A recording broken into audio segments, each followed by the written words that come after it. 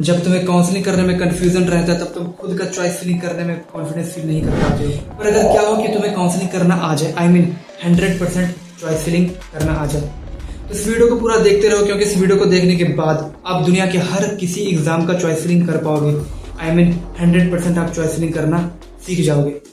यार वो कभी नहीं चाहेंगे कि तुमको ये वीडियो मिले जो तुम्हारे साथ स्कैम करना चाहते हैं, पता है ना। चलो यार आज इस चीज को सीख के खत्म ही करते हैं। वो जमाना गया जब ज्यादातर चीजें ऑफलाइन हुआ करती थी, मतलब कि काउंसलिंग भी ऑफलाइन हुआ करती थी। आज के टाइम में ऑनलाइन काउंसलिंग होती है और इसमें आपको किसी भी तरह का वेट नहीं करना पड़ता है और ना ही लंबी लंबी लाइनों में लगना पड़ता है। और इस चीज की बदौलत आप अपना चॉइस फिलिंग अपने घर बैठे ही बहुत आसानी से कर सकते हैं। सबसे पहले हम काउंसलिंग के स्टेप्स के बारे में बात कर ले रहे हैं। तो सबसे पहला जो स्टेप होता है वो होता है आपका रजिस्ट्रेशन का।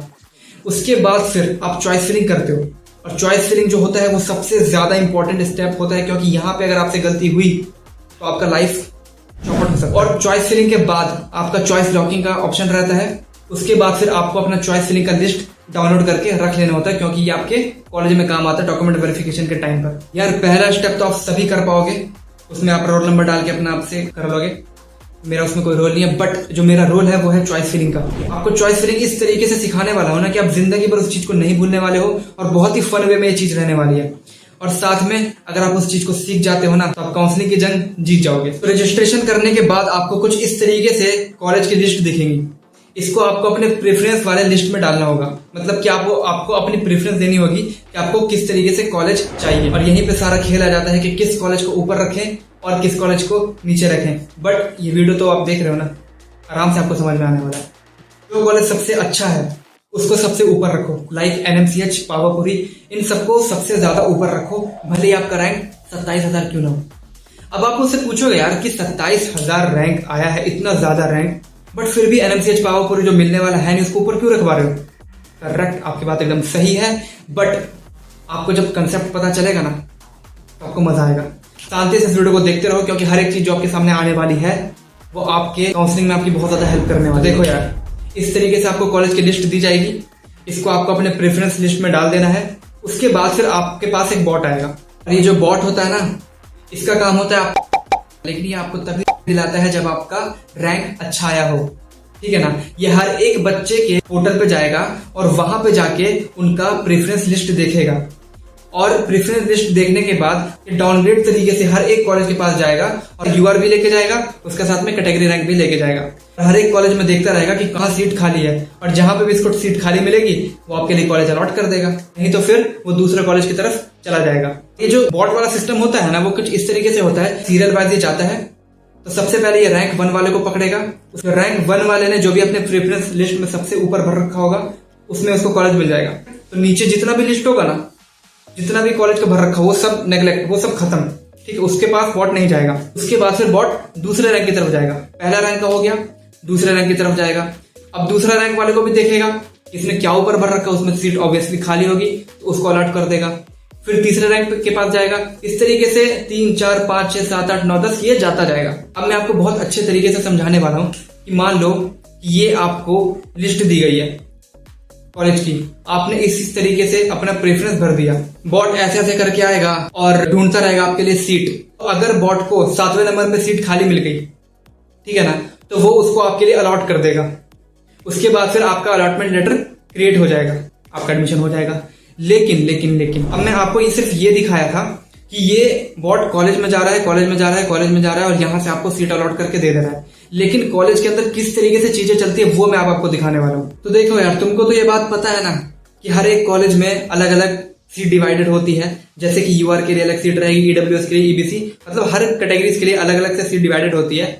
तो देखो सबसे पहले ये यूआर वाली लिस्ट को देखेगा, यूआर में टक टक टक टक टक टक टक करके गया, यूआर में इसको सीट मिल गई, यूआर में सीट अलॉट कर दिया।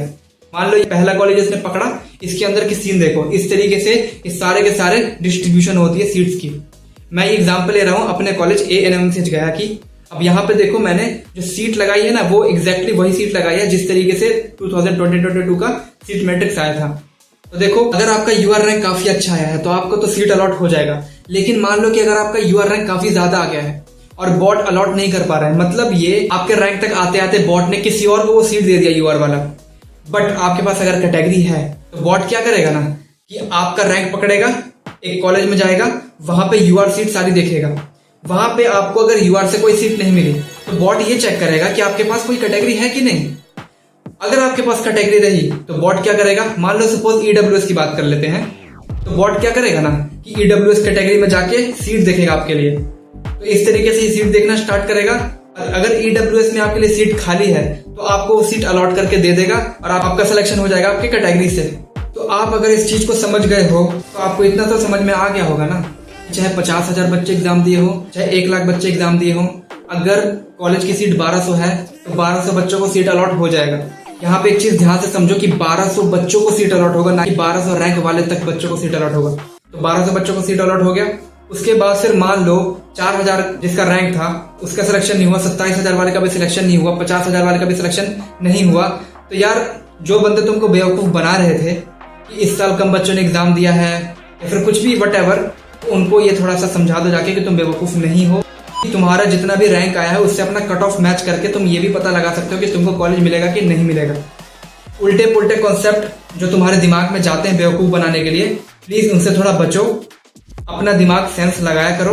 तो यार आपने देखा किस तरीके से सीट अलॉट होती है। अब मान लो आपने फर्स्ट राउंड काउंसलिंग कर लिया, अपना चॉइस फिलिंग कर लिया बहुत अच्छे से और आपका रिजल्ट में एक कॉलेज अलॉट हो गया। मान लो कि आपने के सारे कॉलेज फिल कर दिए थे और आपको ये 7वें नंबर का कॉलेज मिल गया। आपने तो इस तरीके से चॉइस फिलअप किया था ना कि पहला वाला आपको मिलना चाहिए और अगर ये नहीं मिला तो दूसरा वाला मिलना चाहिए और अगर ये नहीं मिला तो तीसरा वाला मिलना चाहिए। ऐसे करते करते अगर छठा नहीं मिला तो 7वां वाला मिलना चाहिए। इस तरीके से आपने कॉलेज प्रेफरेंस दिया होगा। तो देखो यार 7वां आपको मिल गया, लेकिन आपको अगर छठा मिल जाए, 5वां मिल जाए या चौथा वाला मिल जाए तो आपके लिए बहुत ज्यादा अच्छा रहेगा, है ना भाई। तो फर्स्ट राउंड के काउंसलिंग के बाद जो रिजल्ट आता है उसमें आप अपना अलॉटमेंट लेटर जब डाउनलोड करते हो, मान लो आपको 7वें नंबर का कॉलेज मिल चुका है, तो वहां पे डाउनलोड करने से पहले आपके पास 2 ऑप्शन होते हैं, एक ऑटो अपग्रेड यस करने का और एक ऑटो अपग्रेड नो करने का। तो आप देखो कि अगर आप यस करते हो ऑटो अपग्रेड, इसका मतलब क्या है कि ऑटो अपग्रेड मतलब कि ऊपर वाले की तरफ आपका सिलेक्शन होने का चांस रहेगा। मान लो सीट खाली रहेगा सेकंड राउंड में तो आपको चांस रहेगा कि आप ऊपर वाले कॉलेज को ले पाओ, इससे आपका फायदा है। लेकिन अगर आप नो करके डाउनलोड करते हो तो आपका सीट अलॉट हो चुका है, अब वो ऊपर की तरफ आपका बॉट नहीं जाएगा। लेकिन अगर आप यस करके डाउनलोड करते हो तो ये जो बॉट है ना, दोबारा से डाउनग्रेड वे में सीट अलॉटमेंट करने की कोशिश करेगा और अगर नहीं हो पाया तो जो पहले मिला हुआ था आपको 7 नंबर का वही आपका रह जाएगा। अगर मान लो चौथा मिल गया तो आपको चौथा वाला दोबारा से अलॉट हो जाएगा। और इस सिचुएशन में एक चीज होती है, मान लो कि फर्स्ट राउंड का रिजल्ट आ गया है और आपको कोई जगह बुलाया गया है कि वहां पे आके अपना डॉक्यूमेंट वेरिफिकेशन करवा लो या फिर एडमिशन करा लो, वट एवर, ठीक है। तो अगर पहले राउंड में आपने ऑटो अपग्रेड कर दिया था तो वहां पे जाके आपका डॉक्यूमेंट वेरिफिकेशन होगा। लेकिन अगर बाकी बच्चों का एडमिशन हो रहा होगा ना तो आपका एडमिशन नहीं होगा वहां पे, क्योंकि आपने ऑटो अपग्रेड किया है। मतलब कि आपको दूसरे कॉलेज मिलने का काफी ज्यादा चांस है। वहां पे सिर्फ आपको डॉक्यूमेंट वेरीफाई करके छोड़ दिया जाएगा। लेकिन इसका मतलब ये नहीं है कि आपका एडमिशन रिजेक्ट हो गया है, आपका एडमिशन सेकंड राउंड के रिजल्ट के बाद हो जाएगा। ये चीज आपको समझ में आ गई होंगी, तो आपको ये भी समझ में आ गया हो कि आपके लिए सारे कॉलेज भरना बहुत ज्यादा जरूरी है। मान लो आपके 27,000 भी रैंक आया हुआ है तो भी आपको बहुत अच्छे तरीके से चॉइस फिलिंग करना आ चुका है। मतलब कि आप सबसे पहले एनएमसीएच भरोगे, उसके बाद पावपुरी भरोगे, उसके बाद वट एवर जो भी भरोगे। अगर किसी बच्चे का इंटरेस्ट एग्रीकल्चर में है तो वो सबसे पहले एग्रीकल्चर के कॉलेज को प्रेफरेंस देगा। साथ में एक और चीज कि मान लो अगर आप गलत तरीके से चॉइस फिलिंग कर देते हो, मान लो आपको चाहिए था कॉलेज ई, ठीक है, और आपने गलत तरीके से भर दिया और ई को नीचे डाल दिया, जबकि ई ज्यादा अच्छा कॉलेज था और ई का कट ऑफ भी हाई रहता है। तो अब क्या होगा ना कि बॉट इस तरीके से आएगा और ई की तरफ नहीं जाएगा। ई से पहले डी, अगर उसको सीट खाली मिल जाएगा तो डी में वो आपको कॉलेज अलॉट कर देगा और ये आपका रह जाएगा, ठीक है ना। लेकिन अगर आप बहुत अच्छे तरीके से करोगे, ध्यान देके करोगे और साथ में कट ऑफ देखते हुए करोगे कि किसका कट ऑफ कितना ज्यादा जाता है, उसके हिसाब से अगर आप चॉइस फिलिंग करोगे तो आपका रिजल्ट बहुत अच्छा रहेगा। आपको बहुत ज्यादा अच्छा कॉलेज मिलेगा, मनचाहा कॉलेज मिलेगा। मान लो आपका मनचाहा कॉलेज नहीं मिला और मनचाहा कॉलेज आपका नीचे पड़ा हुआ है तो ऑटो अपग्रेड करने के बाद भी वो आपको नहीं मिल पाएगा। तो इस चीज को बहुत अच्छे से ध्यान देके आपको काउंसलिंग करना है कि आपको जो चॉइस फिलिंग कर रहे हो ना उसमें बेहतरीन से बेहतरीन कॉलेज को ऊपर रखना है, ठीक है ना। वो आपकी पर्सनल चॉइस हो सकती है कि घर के पास वाला अगर आपको कॉलेज चाहिए तो वो आप ऊपर रख सकते हो, वो मिलने का बहुत हाई चांस रहेगा। अगर मैं उम्मीद करता हूँ कि इस वीडियो से आपको बहुत कुछ सीखने को मिला होगा और चॉइस फिलिंग का कॉन्सेप्ट आपको एकदम क्लियर हो गया होगा। बट फिर भी अगर आपका किसी तरह का डाउट रहता है तो आप मुझे कमेंट में पूछ सकते हो और अगर मुझसे काउंसलिंग करवाना है आपको तो इस नंबर पे आप मुझे व्हाट्सएप पे कांटेक्ट कर सकते हो और अपना स्कोर कार्ड भेज देना। और साथ में यार चैनल को सब्सक्राइब करके रख लो, क्योंकि इस तरह की इन्फॉर्मेटिव वीडियो आती रहती है। और वीडियो अगर पसंद है तो लाइक कर देना। मिलते हैं किसी नेक्स्ट वीडियो में बहुत ज्यादा अच्छा इन्फॉर्मेशन के साथ। तब तक के लिए have a nice day. Thank you very much video देखने के लिए।